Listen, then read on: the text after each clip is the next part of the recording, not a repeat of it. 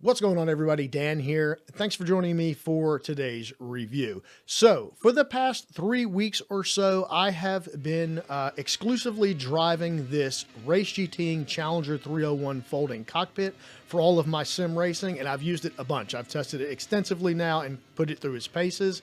And hopefully by the end of this review, I will give you the information that you need to decide whether or not this will be a good option for you. I also am going to note that I am actually looking down at notes. I do have notes on my phone to make sure I don't forget to tell you anything, the good and the bad, and also to kind of help keep me on topic because I like to ramble. And so we're going to try not to make this video any longer than it actually needs to be. So before we get into the actual review, as always, guys, when somebody sends me something, I give you that disclaimer. And just like many products before, Racing GT did send me this cockpit out for free to review, but they didn't pay me any money for it. They haven't had any say-so in what I say. All the views and opinions that I have here for you on this are my own. And I will be uploading this video to the world at the same time, so they are not going to see it before you guys. So let's hop right into some details about the products. Let's talk about the price. So the actual price of the cockpit when it's not on sale is $219.99. That's in US dollars. But it's been on sale since I've had this thing, and still currently is on sale for $171.99. Okay, and also they have given me an affiliate link to offer you guys for an additional 10% off. So you can use that. That will be in the description below. If you want to buy anything from their website, you can use that affiliate code. That link will get you an additional 10% off of the sale price. And it will also give me a 5% kickback at no cost to you to help support the channel. So that's an option to get some more money off and support us at the same time if you choose to do so. Totally up to you, obviously. But if you were to use that 10% discount code at the sale price of $171.99, you're looking at $155 out the door for this thing. And right now until Christmas, they are offering free shipping. So out the door, $155 for this cockpit. Now, I've had my personal opinion about cockpits from any brand that I've used before, similar to this. And most of the time I have my reservations because this type of rig, and I'll talk about this more further in the review, has some downsides just based on the nature of what it's designed to do. And I have used many in the past, and generally speaking, I've not been that thrilled with them. I'm just going to be up front with you guys about that. But a lot of times that is because a price to value point of how much that particular cockpit costs, not this one, other ones, compared to what you're getting out of it. Most of these cockpits are going to cost you far north of $200. And I think at $250 plus, and even some of them are closer to $300, I think it's just too much money for something like this. Honestly, because you're going to spend $300, you can get something much nicer. But if you can get this specific one for $155, I think that's a pretty good deal. And so I just wanted to get that out there first. When you're looking at a cockpit like this, it's going to be for a very specific user, and you really need to be paying a specific low price for it to be worth it.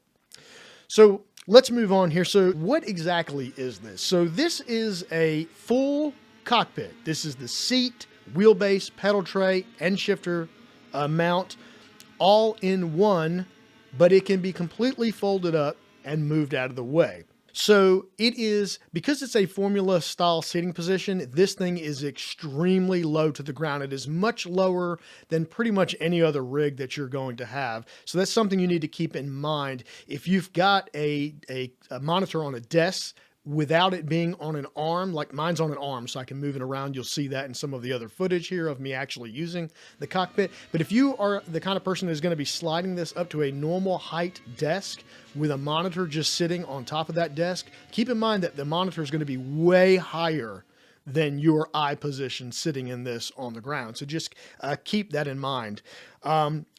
It's also very long. For this to be very portable and small when it's folded up, when it's outright like this in its use, like in the position you would be using it, it's pretty daggone long. It is as long or longer than some profile rigs that I have used. So just keep that in mind. When it's open, it doesn't have a small footprint. It only has a small footprint when you fold it up to get it in storage or wherever you're going to put it when you are not using it. So just keep that in mind. It's low and it is very long. So who exactly is this for? So this is going to be specifically for someone who needs a temporary solution to do sim racing that they can pick up and move out of the way.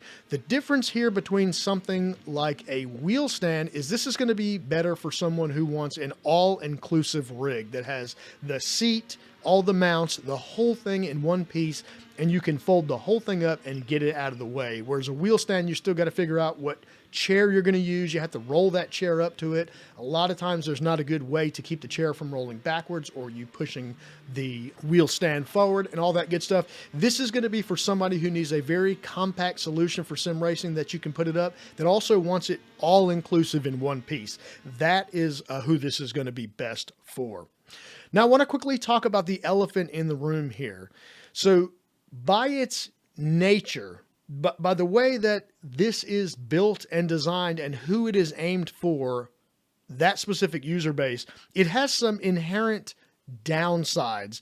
I think the better word would be compromises. Because of what this is designed to do by nature, it comes with compromises. These are not going to be specific to this folding rig. That is just going to be a general rule of thumb on any of these folding rigs, any of them. They're going to come with some compromises, just due to the nature of how they're built. And basically, I'll talk more about this in the cons, but it's just not very sturdy. This thing, especially without someone in it, you can see this thing moves a lot. When you have your weight in it, that does help quite a bit. But it's not going to be the most stable rig out there. If you're looking for ultimate stability, you need to go with something else. So I know the next question that a lot of people have will be, what wheels can you run on it? And the truth is, you can put any wheel you want to on it. I have a direct drive on it. You can, in theory, put anything you want on this. But with that being said, it has its limitations. And the heavier the wheelbase and the stronger the wheelbase, there's going to be a scaling curve that you're going to start to lose some of the forces felt in that steering wheel base because of the fact that it's not very stable. So I think a happy medium is going to be something like a Thrustmaster T248, or maybe even one a little bit higher belt driven wheelbase.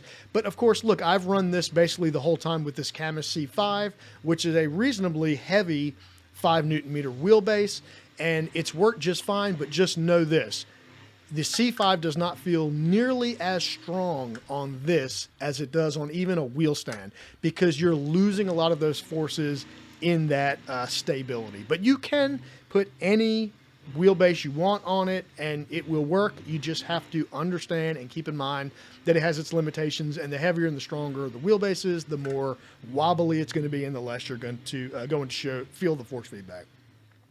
So let's just hop into what I think most people want to hear about, and that's the pros and cons. That's the most simple way to give a review in my eye, is just give the pros, explain them, and then give the cons, explain those. And then at the end, I'm just going to give you my final thoughts and let you know whether I think it's a good value. So let's start off with the pros here. So the wheel deck, pedal tray, and the shifter mount are pre-drilled for basically every current wheelbase, pedals. If it's in the norm, Moza, Thrustmaster, Logitech, Camus even, pretty much all of them, it's going to have some mounting options right out of the bat. You're not going to have to do any customization or fabrication to make normal wheels work, the readily available ones. Now, in my case, I am also testing a very cheap shifter that I'm going to do a review on that I bought for less than 50 bucks on Amazon. Now, because of that, it doesn't have a normal mounting pattern. So to get this shifter to work, I actually had to do some customization. I had to fab some stuff up. I actually had to turn the shifter mount 90 degrees from the way it's supposed to be turned to make it long instead of wide. And I also had to drill some new holes through the side of it so that I could run the bolts through. That being said, though, it works just fine. I just had to do some custom work, but for the most part, it's going to fit all your generic wheelbases, pedals, etc. All right, another pro here. And this is one that I'm super surprised about. It is super easy to get in and out of. There's a hinge and a latch on the right hand side, and when you open that hinge and latch, you can literally spin this bad boy out of the way, get in, and then bring it back down. And that's something you don't really think about with other more robust cockpits. I've had a lot of them, and sometimes they're a pain in the butt to get in and out. This is a very convenient feature of this. The fact that the wheelbase, the wheel tray, the wheel deck, it actually, the whole thing just spins out of the way. And as long as you keep your cable management clean, it's super convenient to get in and out of it. Now, if you are heavier and older like I am, getting in is easier than getting out. That doesn't have anything to do with the hinging system. That's just because it's so low to the ground. So it's easier for me to plop my butt in than it is to get out. But overall, it's pretty simple to get in and out of. So next thing on the pros is it folds up relatively easily and relatively small, with the exception of one thing which I will mention in the cons section. But for the most part, it's pretty quick to fold this thing up, pretty easy to stow away somewhere where you have some storage. Next pro is that the pedal tray is removable. Now, this is something I've never really thought of at all, but it's always a pain in the butt to mount pedals to even a wheel stand that's on a pivot, because you kind of got to turn it up and hold the pedals with one hand and kind of screw in through the bottom or get some help or whatever. You just don't really think about it. It's generally a pain in the butt, and you just assume that all rigs are going to come that way because most of the time they do. This actually comes completely off. So you literally can just pop the pedal tray off, flip it upside down, put your pedals of choice on it, and very easily mount them, and then flip it back over and pop it right back on to the cockpit itself. And it's very, very convenient. I was super surprised about that. I wasn't even thinking about it, but when it happened, I was like, man, this is pretty awesome. So that is definitely a pro. They also are they are adjustable in length. And for the most part, they're adjustable. There is one caveat to the adjustments for the pedal tray, which I will talk about in the cons as well. But there is a lot of adjustment on length, and it's very easy to get it out in front of you. I'm 6 foot tall, and I fit in this very, very well, and I have to kick the pedals way out, especially in this formula style position, but I could go even further. So there's plenty of length there. Next thing I have on my pros lists is kind of basing off or just continuing on what I just said. It's reasonably comfortable. Now, I had my reservations about this. I had some initial thoughts before I ever sat in this thing, because generally the ones I've used in the past have been very uncomfortable. This is not going to be as comfortable as a full, like a profile rig with a nice seat, but it is generally relatively comfortable for what you're looking at here. It is a very laid back seating position. That's going to be a preference. But once you get down in it and get everything adjusted, it's relatively comfortable. I don't have much to complain about. If there's one spot that is a little bit bothersome for me personally, it's right here, right on the front edge where it's very tight to make sure the seat keeps the form that it needs to be in. That puts a little pressure on my thighs when I initially get in, but after a few minutes of driving, I kind of forget about it. It kind of goes away. I relax my body. You really have to be like relaxed in this seating position. And once I do that, I'm fine doing an hour-long driving session, an hour and a half or whatever. No problem. So relatively comfortable, again, for this kind of rig. Not going to be the most comfortable out there, but for this kind of rig, it is relatively comfortable. It comes with, there's another pro here, comes with all the mounting hardware you would need to put your wheels, pedals, etc. It also comes with some tools, very basic tools, but it comes with them. It's nice to see. I always recommend that you get yourself a good ratchet and some quality tools. It makes putting things together much easier, but it does come with them, and it also comes with quite a bit of these red cables for cable management, which you can see there in the video. And then the last pro I would say is that it comes pretty much fully assembled. There was very little to do other than kind of turn the box upside down, drop it out of the box, kind of unfold it basically is all you're having to do, and make some minor adjustments here and there. And it's pretty easy to get set up and get racing pretty quickly right out of the box. So that's definitely a pro. If you've ever put together a profile cockpit, boy, oh boy, I'm about 5 or 6 of them in or so now, and it's still a challenge. And so it's kind of like a breath of fresh air to just be able to drop something out of the box, sit in it, and get to racing. All right, so let's move over to the cons here because, of course, everything has cons, and I've kind of mentioned a little bit of this already, and I'm going to go into more detail here. So the biggest con here, it's got a lot of flex. This is not going to be a very stable rig. It's just not. But that's not why you buy something like this. This is something you need to understand when you purchase this. It's not what it's designed to do. And again, because it's designed to be very compact and foldable and easy to get in and out, you sacrifice some things because of that. It's just the way it is. Not just specifically with this rig from them. Any rig like this, these foldable cockpits, you're going to sacrifice some stability because of that. But it is a con because the stronger your steering wheel that you have or your wheelbase you have, you're going to lose a lot of that feeling putting it on a rig like this. It just is the way it is. The next con here is when you're folding this thing up, it is pretty simple. However, there is one step that is kind of a pain that you have to do to fold it fully up and get it as small as possible. And that is that you have to loosen up the wheel deck and let the steering wheel fall down. And that's kind of a pain because the latching system, or the knob, I guess you would say, that kind of tightens it, that whole mechanism to keep the angle from moving on its own, it's just made out of plastic. And I'm not 100% sure if tightening it and then loosening it and then tightening it and then loosening it and then multiply that by 10 times, 50 times, 100 times, however many times you need to move this thing in and out of where you're sim racing. I just wonder if that maybe will wear out over times. But to get this to fold up completely all the way like it is advertised you can do, you will have to loosen up that so you can swivel the steering wheel down and then it all folds up like it's supposed to. But I think that's a con, something to just keep in mind. So the next thing is, while you can like change the length of the pedal tray and stuff like that, overall, there is not a lot of adjustment here. You've got some height adjustment, like you can get it higher or lower off the ground, but that comes with compromises itself. The higher you kind of tighten this thing up, the closer your steering wheel will be to you.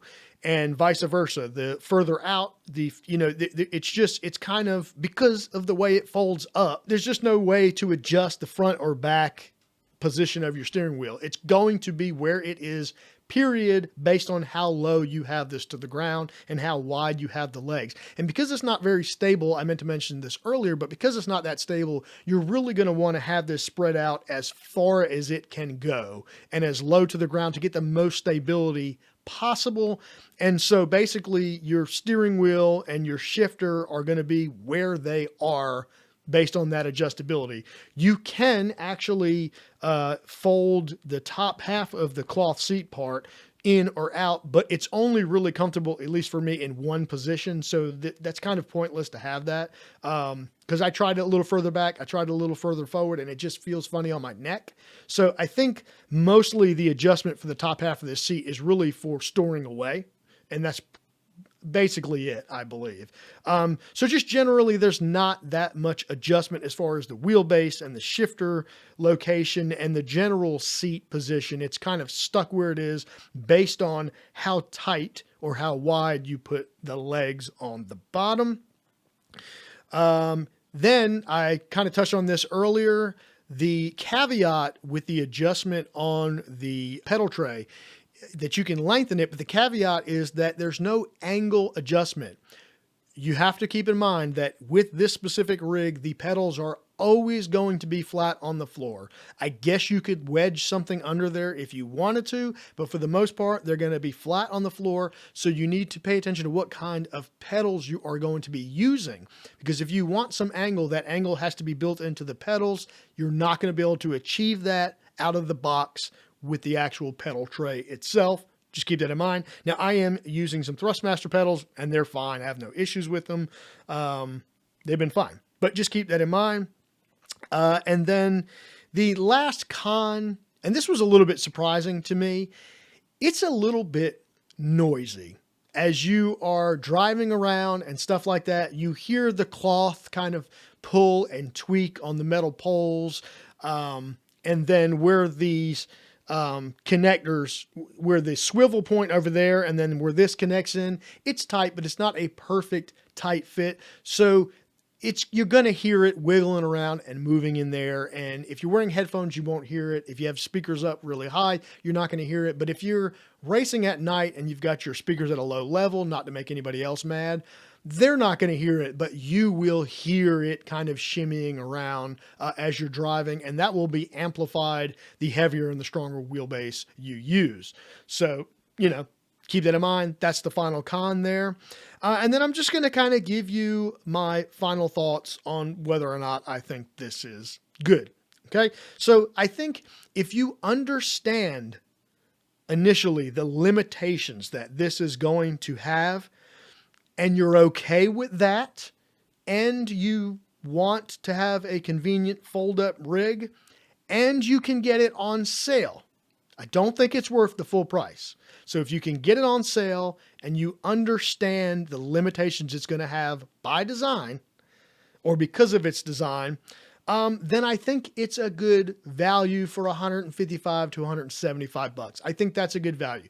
The regular price, I think, is at the absolute limit of what you're going to want to pay. And my opinion would be to try to buy this when it's on sale. And that's just the fact of the matter. I don't think any of these cockpits that fold up like this, and I believe I said this earlier, I just don't think $200, $250 plus is the right price for something like this. But people pay it, so I get it. Obviously they do, but this one is on sale right now. And with all the stuff I mentioned at the initial onset of the video here, you can get this thing for just over $150. And I think for that, if you're okay with its limitations, it's a fantastic value. So yeah, so it has its compromises, but those are by design because of the way this is intended to be used. But at $150, $170, $180, I think this is a good value. And if this is something you need for your space and you're doubling up your sim racing space for something else or using this in the living room, this is a great option. So hopefully I have given you guys enough information to make your own judgment. And again, if you do decide to buy anything from them, use that discount link. It's good forever. It will get you an additional 10% off. They have better cockpits. They've got lesser cockpits. They've got wheel stands. They've got all kind of stuff. I'll put their link in the description and you can go check out what they have. And of course, if you do use that affiliate link, it will give me a 5% kickback and help the channel out at the same time at no cost to you. So I hope you guys enjoyed this. Hopefully I give you all the information that you need. If you have any other questions, please feel free to let me know in the comments and I will answer as many as I can. Thanks so much for checking this video out, and I will see you guys in the next video. We'll see you later.